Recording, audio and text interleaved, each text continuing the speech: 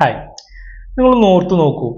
എല്ലാ ദിവസവും രാവിലെ എണീക്കുന്ന സമയത്ത് വളരെ ഉന്മേഷത്തോടു കൂടി, വളരെ എനർജറ്റിക് ആയിട്ട്, വളരെ ആത്മവിശ്വാസത്തോടു കൂടി, ഒരു സ്ട്രെസ്സും ഇല്ലാതെ രാവിലെ രാവിലെ നമ്മൾ ഉറക്കത്തിൽ നിന്ന് എണീക്കുന്ന ഒരു സിറ്റുവേഷൻ നിങ്ങൾക്കിത് യഥാർത്ഥത്തിൽ സംഭവിക്കുന്നുണ്ടോ?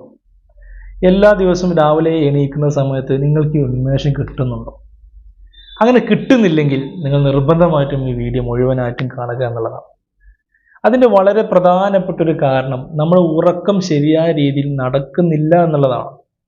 എവിടെയോ എന്തൊക്കെയോ തകരാറ് പ്രശ്നം നമ്മൾ ഉറക്കത്തിന് സംഭവിക്കുന്നുണ്ട്. അതുകൊണ്ടാണ് നമുക്ക് ഈ ഒരു ഉന്മേഷം രാവിലെ എണീക്കുന്ന സമയത്ത് കിട്ടാത്തത്.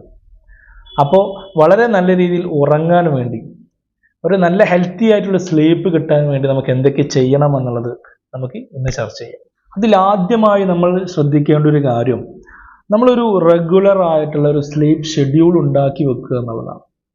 എല്ലാ ദിവസവും കൃത്യസമയത്ത് ഉറങ്ങാൻ വേണ്ടി ശ്രമിക്കുക, കൃത്യസമയത്ത് എണീക്കാൻ വേണ്ടി ശ്രമിക്കുക. അത് എല്ലാ ദിവസവും തുടർന്നു പോവുക.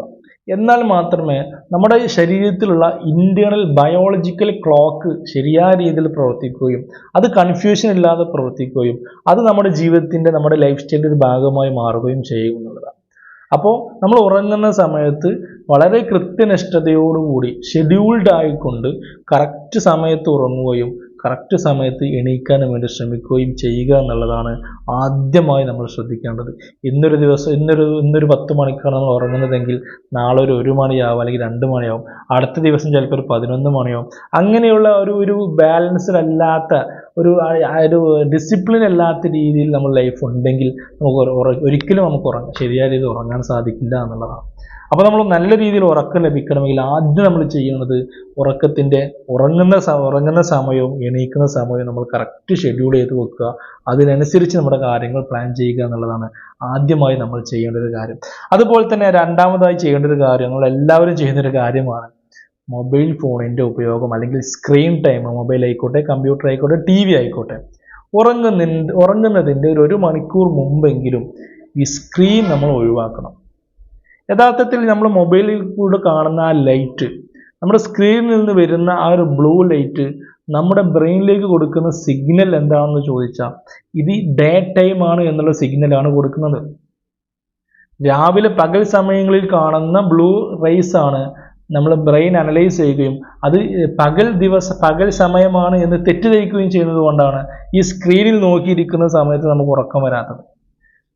അപ്പോൾ നമ്മൾ എന്ത് ചെയ്യണമെന്ന് വെച്ചാൽ ഉറങ്ങുന്നതിൻ്റെ ഒരു മണിക്കൂർ മുമ്പെങ്കിലും ഈ മൊബൈൽ ഫോണും മറ്റും ഇത്തരം സ്ക്രീനുകളുടെ ഉപയോഗം ഒഴിവാക്കുക. നമുക്കതിന് പകരമായിട്ട് ബുക്കോ മറ്റോ വായിക്കാവുന്നതാണ്. അപ്പോൾ ഈ ഒരു കാര്യം നിങ്ങൾ നിർബന്ധമായിട്ടും ശ്രദ്ധിക്കുക, നിങ്ങൾക്ക് നല്ല രീതിയിൽ ഉറങ്ങണമെന്നുണ്ടെങ്കിൽ. അതുപോലെ തന്നെ നമ്മൾ ഉറങ്ങുന്ന സമയത്ത് എന്തെങ്കിലും റിലാക്സ് ചെയ്യുന്ന രീതിയിൽ എന്തെങ്കിലും ഒരു റൊട്ടീൻ നമ്മൾ പ്രാക്ടീസ് ചെയ്യുക, റൊട്ടീനായിട്ട് എന്തെങ്കിലും ചെയ്യുന്ന രീതിയിൽ പ്രാക്ടീസ് ചെയ്യുക എന്നുള്ളതാണ്. അതായത് ഉറങ്ങുന്നതിന് മുമ്പ് എന്തെങ്കിലും മെഡിറ്റേഷൻ ചെയ്യാം. അത്തരത്തിലുള്ള നമ്മുടെ മൈൻഡ് റിലാക്സ് ആവുന്ന രീതിയിലുള്ള എന്തെങ്കിലും ഒരു പ്രവർത്തനങ്ങളിൽ ഉറങ്ങുന്നതിന് തൊട്ട് മുമ്പ് ഏർപ്പെടുക എന്നുള്ളതാണ് അടുത്തതായിട്ട് പറയാനുള്ളത്. ഇനി അടുത്തതായിട്ട് പറയാനുള്ളത്, നമ്മളിവിടെ ഭക്ഷണമാണ്. നമ്മൾ ഉറങ്ങുന്നതിന് തൊട്ട് മുമ്പ് കഴിക്കുന്ന ഭക്ഷണം, പ്രത്യേകിച്ച് നമ്മൾ അന്ന് കഴിക്കുന്ന നമ്മുടെ ഡിന്നർ നമ്മുടെ ഉറക്കത്തെ വളരെയധികം സ്വാധീനിക്കുന്നുണ്ട്. ഹെവി ആയിട്ടുള്ള ഫുഡ് ഒഴിവാക്കുക. അതുപോലെ തന്നെ മസാല നിറഞ്ഞ ഫുഡുകൾ ഒഴിവാക്കുക. ഇത്തരം ലഘുവായിട്ടുള്ള ഭക്ഷണങ്ങൾ കഴിക്കാൻ വേണ്ടി ശ്രമിക്കുക. കോഫി പോലുള്ള, ടീ പോലുള്ള ഇത്തരം ഭക്ഷണങ്ങൾ നമ്മൾ കഴിക്കാതിരിക്കുക. അപ്പോൾ ലഘുവായിട്ടുള്ള ഭക്ഷണങ്ങൾ നമ്മൾ രാത്രി കാലങ്ങളിൽ കഴിക്കാൻ വേണ്ടി ശ്രമിക്കുക എന്നുള്ളതാണ്. അപ്പോൾ ഇതിലൂടെ നമുക്ക് നല്ലൊരു ഉറക്കം കിട്ടുമെന്നുള്ളതാണ്.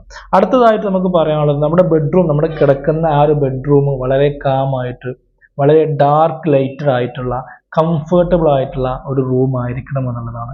അപ്പോൾ നമ്മൾ ഉറങ്ങുന്ന സമയത്ത് ഉറങ്ങുന്ന റൂം, ബെഡ് ആയിക്കോട്ടെ, റൂം ആയിക്കോട്ടെ, വളരെ നീറ്റായിട്ടുള്ള, കാമായിട്ടുള്ള, കംഫർട്ടബിൾ ആയിട്ടുള്ള, അധികം ലൈറ്റൊന്നും ഇല്ലാത്ത രീതിയിലുള്ള ഒരു അറ്റ്മോസ്ഫിയർ ആയിരിക്കണം നമ്മൾ ഉറങ്ങാൻ കിടക്കുന്ന സമയത്ത് ഉണ്ടാവേണ്ടത്. അപ്പോൾ ഇത്തരം കാര്യങ്ങൾ നിങ്ങൾ ശ്രദ്ധിക്കുകയാണെങ്കിൽ നമുക്ക് നല്ല ഉറക്കം ദിവസവും കിട്ടുമെന്നുള്ള കാര്യത്തിൽ യാതൊരു സംശയമില്ല.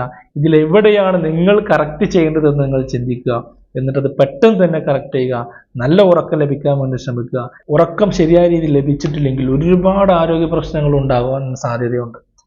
നമ്മുടെ മാനസികമായിട്ടും ശാരീരികമായിട്ടും ഒരുപാട് പ്രശ്നങ്ങൾ ഉണ്ടാവാനുള്ള സാധ്യതയുണ്ട്. അതുകൊണ്ട് എൻ്റെ പ്രിയപ്പെട്ട സുഹൃത്തുക്കളെ, നല്ല ഉറക്കം ലഭിക്കാൻ വേണ്ടി ശ്രമിക്കുക എന്നുള്ളതാണ് എനിക്ക് നിങ്ങളോട് പറയാനുള്ളത്.